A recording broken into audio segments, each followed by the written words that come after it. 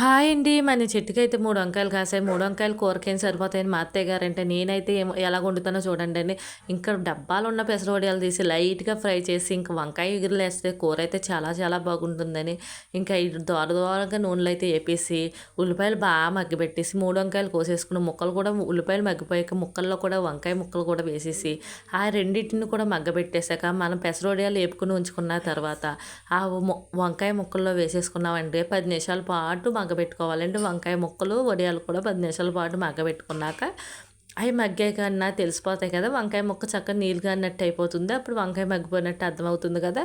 అర్థమయ్యాక మనం ఉప్పు, కారం, పసుపు వేసుకుని చాలా ఫ్రై కింద చేసుకుని, కొన్ని వాటర్ అయితే వేసుకోవాలండి. ఇలా ద్వారగా ఫ్రై చేసుకుంటే చాలా చాలా బాగుంటుంది.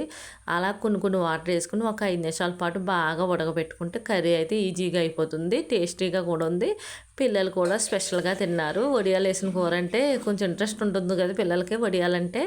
అలాగా మాకు ఈరోజైతే కూర అయితే గడిచిపోయింది. ఈ వీడియోస్ నచ్చితే లైక్ చేయండి. మా ఛానల్ సబ్స్క్రైబ్ చేసుకోండి.